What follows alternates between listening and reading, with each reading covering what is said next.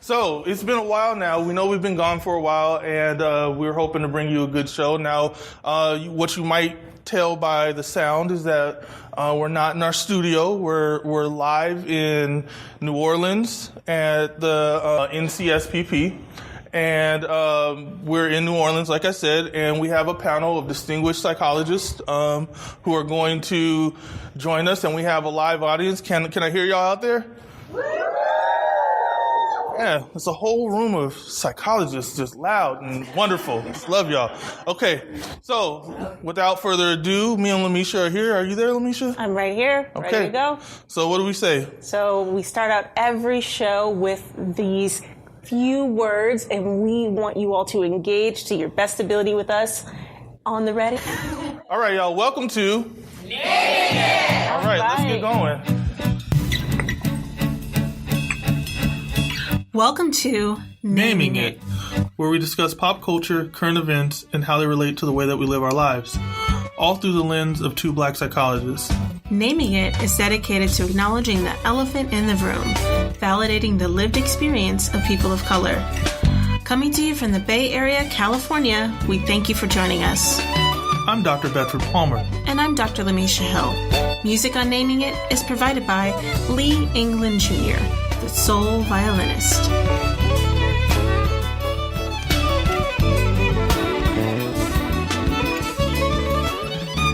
Wonderful. So as Bedford mentioned, we're here in New Orleans. At NCSPP 2019, and we have some distinguished guests with us on a wonderful panel. And in speaking with the theme around disruption, we're going to continue to explore with our distinguished guests about their identity as psychologists, as educators, as people of color, and how they engage with social justice and disruption. All right. Sounds good. I don't want to sit down. I'm cool. So Bedford's not going to sit. He's going to stand over us. No, it's tight there. I'm a big guy. All right, don't worry about it. He can stand up. We will roll with it. I will give him that win. So to start out with our introductions of our guests, I'm going to introduce them one by one in the order that I'm seeing them in. Y'all are not seeing them at all, so just roll with me. And we're going to start out with Dr. Lavita Nadkarni. Dr. Nadkarni serves as the Associate Dean, Director of Forensic Studies, and Professor at the University of Denver's Graduate School of Professional Psychology, where she teaches graduate level students, specifically practicum courses, in the MAFP program, and supervises doctoral students who conduct forensic assessments for community members who are legally involved and underserved. She has been teaching, consulting, and presenting on issues related to forensic psychology for more than 20 years. Dr. Nadkarni is a well-regarded scholar, one of the co-editors of the Principles of Forensic Report Writing and Handbook of Multicultural Counseling Competencies. As of January 2018, she assumed the role of Associate Editor for Professional Psychology Research and Practice.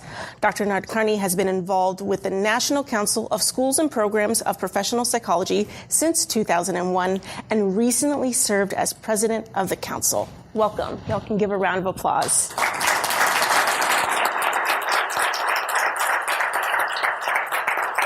All right, next up we have Dr. Torrey Wilson.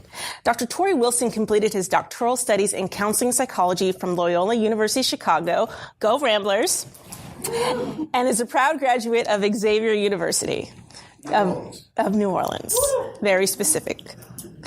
He is past president of NCSPP and currently chair of the APA Minority Fellowship Program's Training Advisory Committee and two-time president of the Chicago chapter of AB-Psy. And for those of y'all that may not know, that's the Association of Black Psychologists. Dr. Wilson holds over 20 years of academic and organizational leadership in psychology education, public health, and clinical services. Presently, he is an associate professor at the Illinois School of Professional Psychology. Dr. Wilson identifies as a father, son, brother, uncle, and mentor to people fighting oppression and seeking authentic lives of truth. Please welcome Dr. Wilson.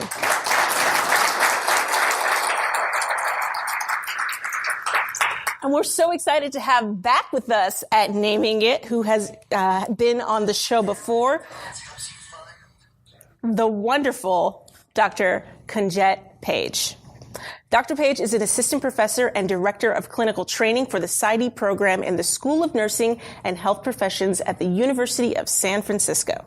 Dr. Page's research, clinical, and consultation interests include racial and sexual identity development, access and service development for LGBT populations, multicultural and LGBT affirming counselor training and supervision, LGBT counseling competencies for school counselors, and diversity training and consultation for organizations and direct care staff. Her work with youth and adolescents includes individual, group, and family therapy, comprehensive psychological testing and assessment for youth, and coordination and service program development of wraparound services care for youth with severe emotional disturbances. Dr. Page served on the planning committee for the 2019 NCSPP conference, and we are so wonderful to have you join us with the podcast. All right.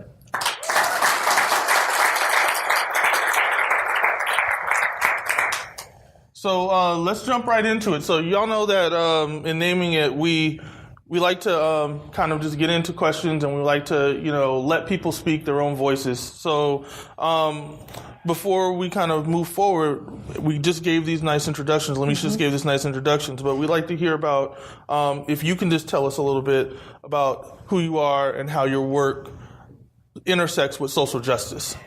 And anybody can take that up. Okay.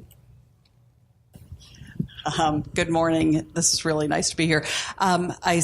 So one of the things in my role as a mother, I spoke to my 14-year-old daughter, and for those 14-year-old daughters, the relationships are mixed sometimes. So I spoke to her this morning and said, I'm going to be on this podcast, and any recommendations? And she said, Mom, just be yourself and don't be boring. So I'm going to try to do both of those things. I think in terms of sort of my identity and social justice for me, so first and foremost, I'm an immigrant. I've been an immigrant in 3 countries, and states have been the 3rd country that I've been an immigrant in. And so I think in terms of my view of the world, my view of how others have looked at me, especially the last 2 years, it's been part of who I am, what I do, and it just feels right in terms of being involved in the communities. Both my parents were activists in India and in Canada, where I grew up. And so I saw them and went with them to many forces of change in the communities. So I'll let the others speak, and then I can talk more. All right. Thank you so much. Going in order? Sure. All right, so Torrey Wilson, I am home. This is New Orleans, where I grew up, and I lived here until I was 25 years old. And I am a product of this city and my family and my community, and dichotomy that defines my city, that makes it both fascinating and an exciting place to come and visit, but also just an oppression that is there that, if you look beneath the surface, kind of defines life here. Haves, have-nots. It is rooted in both class and race, and that which has been really made a part of the life of not just New Orleans, but Louisiana in general. So I'm happy to be here. Dr. Page, Some of our neighbors may remember you. Yes, from the episode of Sex, Sexuality, and Lemonade. Yeah, right? Fun. Take a listen to that one. My name is Dr. Konjit Page. I was born in Athens, Greece. My father was African American. My mother's Ethiopian, so I grew up in a bicultural family. I was raised with my Ethiopian aunties who looked Latina. I was also raised with my half-brother who was biracial but looked white. So racial identity was something that I was interested in at a very young age because everyone around me was just utterly confused by my entire family. And so that was something that always struck me and was I was interested in. I'm a queer woman of color. Coming out, I was in Boston and I was in Massachusetts when same-sex marriage legislation passed, Massachusetts being the first state. And that's where I really took more of an interest in research around LGBT issues and where I found my passion. And for me, social justice, when I think about it, I think of some of Vera and Spite's work talking about cultural competencies, which psychologists we talk a lot about. And what they argue is that we cannot get to cultural competence unless we have a deep commitment to social justice. So that's where I make that connection. All right. Thank you very much. Yeah, that's great. So we're going to kind of explore some other things as well. And a lot of people explore and talk about and are curious about how best to make an impact. Can you share with the audience and listeners why psychology, particularly as a discipline, is a good route for folks who really want to work to make social change? I think for me, what stands out the most and what we talk about with our students and our faculty is we are really good at making and having relationships, that we understand the power of relationships. We understand the power of community and collaboration, and that because psychology can be, we're trained about individual relationships, but taking that further and saying, how do we apply psychological principles? How do we apply psychological theories? What we do best in terms of relationships, how can we take that into the community and help solve some problems? And so for me, this is just what we do. I mean, I jokingly have on my 2 tags, plays well with others and troublemaker. And I think that really is what we do best. Thank you. Go ahead. Well, I think that part of the struggle has always been folks always defining psychology through treatment, as opposed to understanding that psychology is the study of behavior. And there's no part of our lives that's not touched by psychology, and just my fundamental curiosity about what makes us tick, and the work that we can do in understanding and contributing to helping people to understand these things and moving that forward in terms of human interaction in every area, not just health, but so many different parts of our lives that are touched by psychology, defined by psychology, and an unwillingness to really sit with that. So that's really what I think our role can expand to, beyond just what we have become, those who wait for the problems to kind of develop and exist, but be out there engaging the world and the folks that we know around, being more active participants in their lives and understanding those factors. Dr. Page, you want to throw something in there? I'm just nodding my head enthusiastically. I agree. Psychology is everywhere. And so we do have a responsibility to be in as many places as we can and do as much good as we can in those spaces. So I think that was probably what I was going to add. So we had our next question is, so we have a lot of people who listen to Naming It are students. They're at different levels. They might be high school students, they might be undergrad, they might be grad students, and many of them are interested in the field of psychology. And since we are at a conference about professional psychology and we have all these wonderful educators who actually take in graduate students, I thought it would be a great idea to ask you, how should undergrad students prepare for a career in psychology? And, I know that could be a very expansive thing, but since we only got a little bit of time, maybe just give them a couple of tips.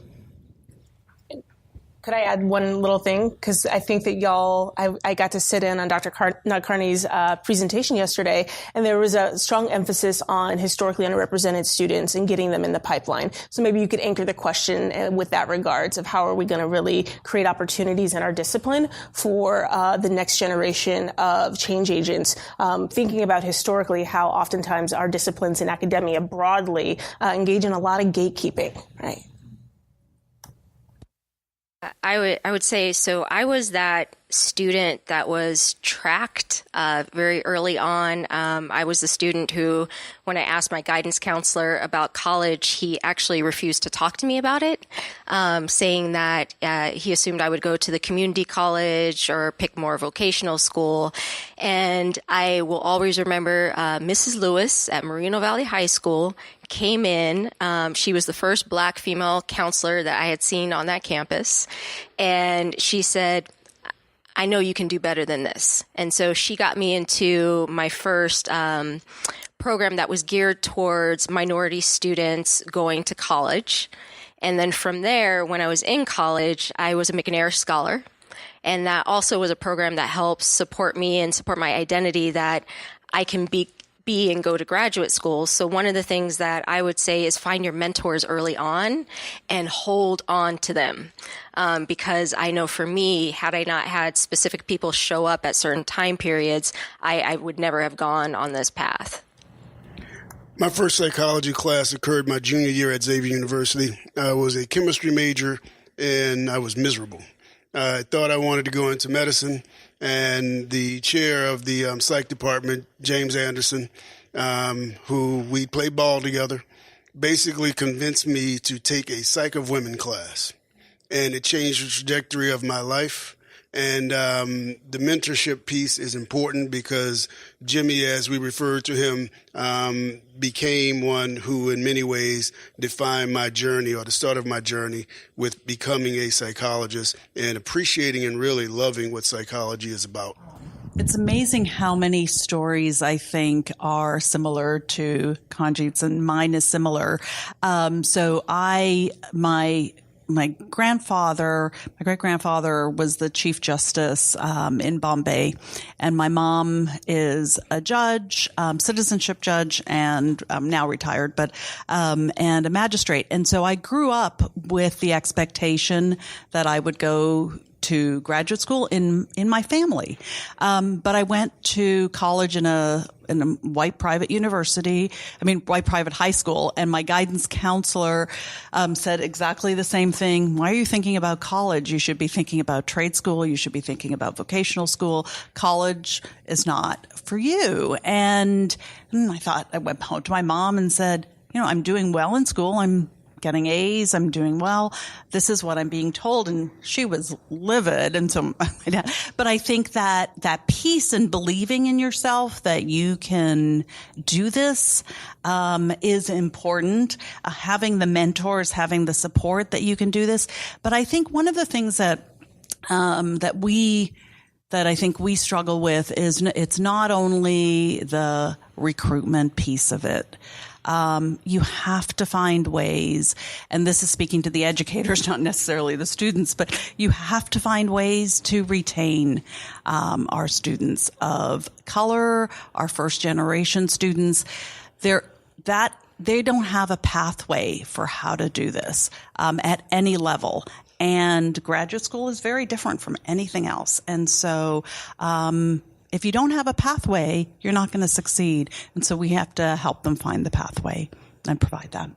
Yeah, I really appreciate that the piece about retention. I think that there's not enough focus on that. People like to recruit, and they love to get their numbers, right? So folks will go out, they'll yield, they'll pull in a bunch of new Black students or students of color or women or whoever, and they put them in these spaces and then don't serve them.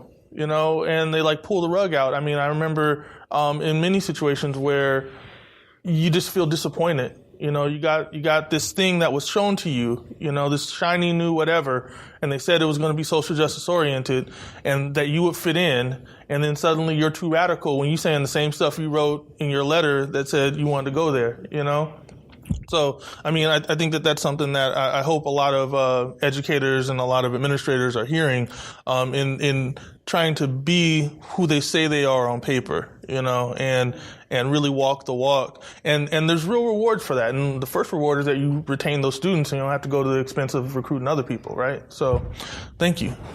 Absolutely. All right, so I'm going to kick us off with one of the next questions, and this is impactful for, I think, lots of folks, but particularly we are here situated in the South, and just recognizing the legacy of civil rights in certain places. Is it the South or the South? The South. Is it South? I don't know. You might put a have TH to. on the end, and I don't know if they do that down here. They put an F on it. I'm sorry. All right. Here we go today, y'all. Aren't you from out here? No, my parents are from Mississippi. So you're really from the South? Technically. Okay. Technically. Okay. It will always be part of my home. So can I ask the question, Bedford? Can I ask that you guys hang out with my family before y'all came here?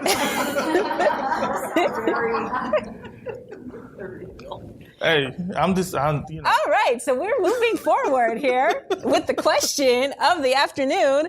And we just recently celebrated MLK's birthday. And it is also the start of Black History Month. And for some, there are different feelings about sort of commemorative or cultural heritage months in the calendar, whether or not it is symbolic or sort of perhaps not fully considerate of that history for all identities is 365 days of the year, not just a particular month out of the year. But we're really curious if you can really talk about how professional psychology specifically intersects with Blackness. B, come on, y'all. So let me throw out a little bit to maybe like get y'all sparked. So one of the things that I learned that I didn't know about through one of many of our mentor, the late Dr. Joseph L. White, was that he was a strong supporter of professional psychology programs because he saw them as providing access to people who didn't usually have access to PhD programs. So if I can, maybe that can spark some stuff. Well, both of my colleagues are looking at me for some reason. I'm a graduate of a historically Black university, Xavier University right here in New Orleans. And it's interesting because my first year in the undergraduate psych program, Jimmy Anderson, who I mentioned earlier, introduced me to the Association of Black Psychologists, and I got to meet and hang out with Naeem Akbar, who's one of the elders in the association. And in many ways, particularly for a young African-American male who had had no meaningful exposure to psychology prior to that class. And really within our community, psychology was seen as something that crazy folk do, to use the terminology that was there. And it's like, so you want to work with crazy folk was the constant question. In terms of the relationship with, what I got was the immediate experience of both being educated about traditions of psychology within the Western thought, but also within Black psychology. So that was my experience from the very beginning. Now, of course, contrary, I went to Loyola, and my experience once I went into graduate school did not necessarily reflect that, where there was really minimal, if any, introduction to what our contribution had been to this field. So my formal professional education primarily centered around traditional Western ideas of intellectual thought, development, but I had this shaping that was still going on because the Chicago chapter of the Association of Black Psychologists is large and active. So what I got was an experience that was quite different than certainly, well, there were no other Black folks in my program at the time, which is a whole nother conversation. So that deals with the sense of isolation that one experiences as a marginalized individual in most dominant programs. And that is a unique in the context of my peers in my program. But my support came from that broad Black psychology community that existed within both Chicago and the larger U.S. because the Association of Black Psychologists was an essential part of my survival and my identity development as a psychologist, and really integrating an understanding of where we sit in this understanding and from a larger historical context, meaning to those who had been around for some time, contributing to this field, but were seldom mentioned in traditional white academia. And I just want to piggyback on that because this rolls back to episode 1 and our conversation that we had on the podcast about our different perspectives on being a black psychologist versus my identity as being a psychologist who is black. And part of that, in respect to what Dr. Wilson just mentioned, is honoring that there is a canon of black psychology and black thought around psychology that oftentimes isn't incorporated into traditional programs and traditional Western programs. So it would feel for me to not be respectful and of honor to refer to myself as a black psychologist if I don't have the knowledge and the background and that full formal understanding of those perspectives and of those contributors. It's also an aspirational thing, right? So it's just like any other kind of discipline. As soon as you start to commit to it, you can own that, right? The next question. Did anyone else want to answer to that or speak to that? I just wanted to add something to that. Is I think that what Torrey made me think of is just that disruption piece in terms of looking at our curriculum, looking at our schools, and seeing whether we are incorporating some of the readings from all aspects of psychology, but including black psychology, I think, and then challenging our organization. So Torrey was the head of ERDC when we started the Day of Service on MLK Junior Day, and one of that was is really challenging our psychology and challenging us to say, why are we having every person travel on MLK Day here to get here? And so we couldn't do Day of Service in our own communities. We couldn't do Day of Service here. We were not living what we were aspiring to live. And so Torrey and ERDC changed that. And so that was maybe the first one was in New Orleans, wasn't it? Did we do that here? First one was in Puerto Rico. Puerto Rico, right. So. And while it started on my watch, the people responsible in collusion with me were Lavita and Louise Baca, who I want to give props to. All right. So if we wanted to jump to another question. So it's kind of continuing the spirit of, this is, as far as I'm concerned, from MLK's birthday until March something, I don't care. Like, we're going to just call that Black History Month, right? So we wanted to talk a little bit more kind of the Black experience. And recently there was like a really big phenomena that occurred for a lot of Black women and women of color and just women in general in the nation in terms of our real First Lady, as far as I'm concerned, Michelle Obama. She recently came out with a book about the process of becoming. And in it, she talks about how she was able to take some real insight from the experience of therapy. And I'm just wondering, what, if any, was your experience around that book, about like how she kind of brought forward the fact that like couples therapy and personal therapy was helpful for her and President Barack Obama, and just, what are your thoughts, if you have any, about that? So I am slightly ashamed to say it, but I have not made my way to read the book yet. But I do have the audiobook ready for it. But I think I would agree that individual therapy has been something that's been very helpful in my process in understanding my racial identity and also my racial identity salience in certain spaces. So I used to live in North Dakota. I know there's one person in the audience because she was the only other Black woman at the University of North Dakota, Dr. Julie Green, and everyone got us confused, including when we applied to internships and future jobs, because what other Black women would be at the University of North Dakota?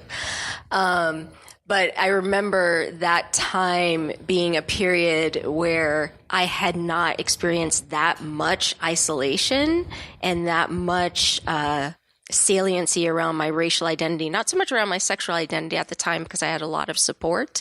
But that was a time period where I really reached out to to mentors and specific women in the field, and I'll name her, Jessica Henderson Daniel, for some side mentorship, secondary supervision to provide for me, because I didn't know what I was doing, and I was meeting with folks that had never interacted with a Black woman before in Roseau, Minnesota, in very small rural communities. And so that was something that I really took for me. Community has been really important. That's been the biggest insight, is that I've never done this alone, and I've never been alone. I've always had my ancestors. I've had my family. I have my father now. And I've always reached out to folks, and that's really been kind of my key insights, that I have to stay in community. I think she hopefully gives a look into Black relationships that has been absent in terms of the broader understanding of our community, and breaking down some of the rigid stereotypes that the media portrays about what Black life is. And while they are exceptional in many ways with regard to both what they've accomplished and who they are, in some ways they represent a part of Black life that is just not there.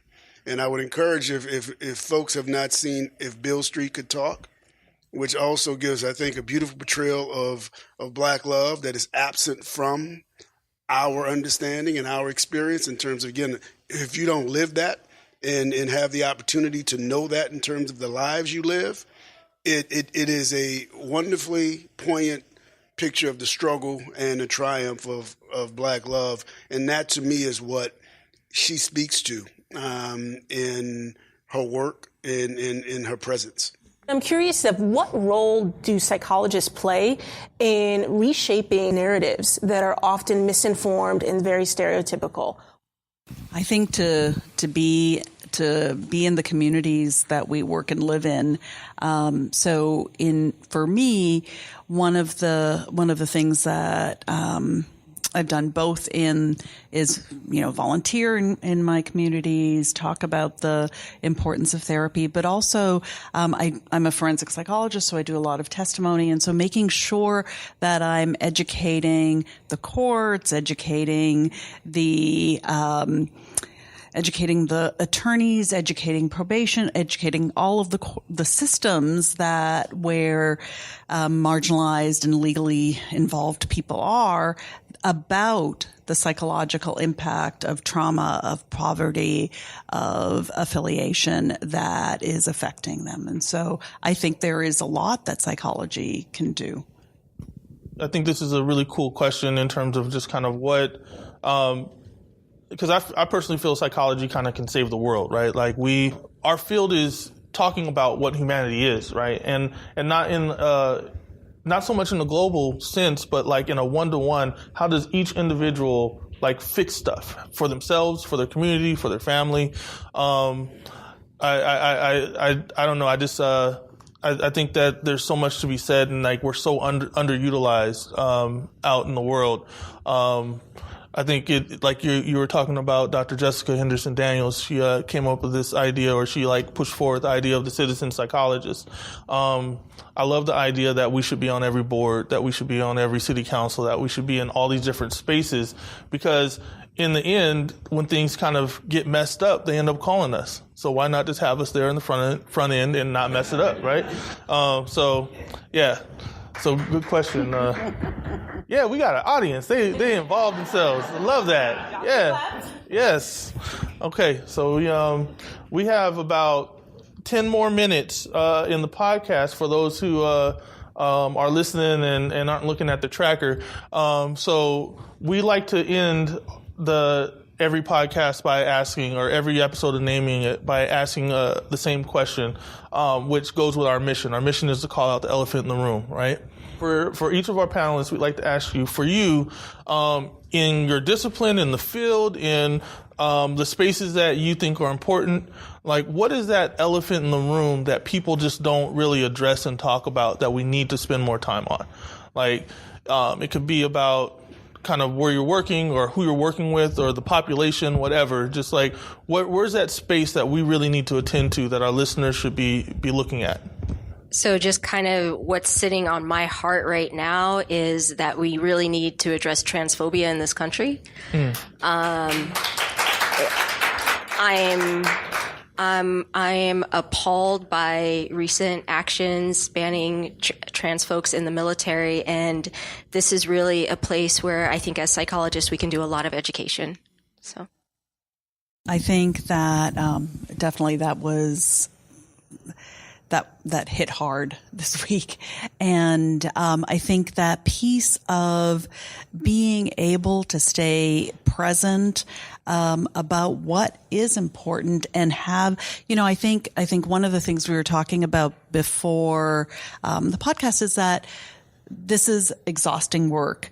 And it can be, and oftentimes it's rejuvenating and rewarding, but it's also exhausting. And so there are things that sometimes go from the heart to the stomach, and that how do we keep bringing those things that are important to us and that are not represented up to the heart again. And so I think that's our challenge. I think that often cited statement that this is a marathon and not a sprint, and that we tend to lose focus on the reality that these fights are going to persist over time, from queer rights to the rights of all marginalized communities. The research we're doing on sexism and sexual harassment isn't just a issue that exists outside of psychology. It exists within psychology. And that experience of folks who have or the intersectionality of other identities, their experiences perhaps being more difficult and profound when you add those pieces to it, and our ignoring that or not being as actively engaged in addressing that. During my time as president of NCSBP, when we were doing some things, I remember attending another council's meeting and writing to myself that we are dinosaurs. And that is my remaining fear, that we are dinosaurs with regard to how we address significant issues and become either acquiescent or complacent in allowing those things to exist because we are trying to operate in a system that is inherently broken and damaged, as opposed to some folks took exception with this statement back in the day, blowing those systems up. Because sometimes you can't dance around the edges of a broken system. You need to blow it up. So I love the fact that Dr. Wilson, when I approached you to come on, you were real reluctant because you were wondering, and at the end you say, "And we got to blow up the system." See that I love that energy, right? Because that's what naming it is, right? That is the essence of calling out that elephant in the room. And I think sometimes when we talk about social justice, part of justice is understanding that we have to sometimes take things down and remake them, right? We have to reform things. And that's what real transformational leadership is deciding like, okay, sometimes the system is so intrinsically not what we need right now, right? That we have to kind of rebuild it and make it. It's the same as like a building, So if you have a building that is meant to house people, but now you need to turn it into a place where you got to feed people, you got to pull everything out and put ovens and you got to put chairs and all this other stuff in. It doesn't mean that the building isn't important and special and wonderful. It just means we need to use it differently now, right?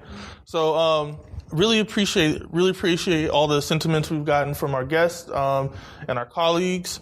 We are running on time. It looks like we have enough time for kind of an outro. Well, what kind of thoughts do you have letting us go? An outro? Okay. I don't know. Intro, outro. Outro. Usually I say the wind down. The wind down.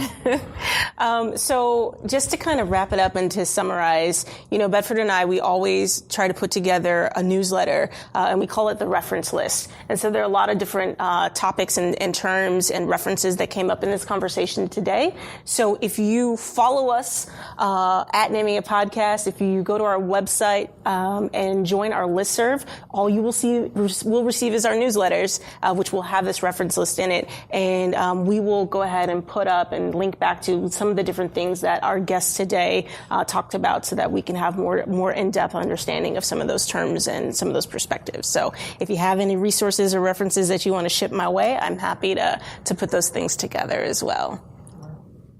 All right. So again, we want to say thank you to our guests. Can we get a big round of applause for?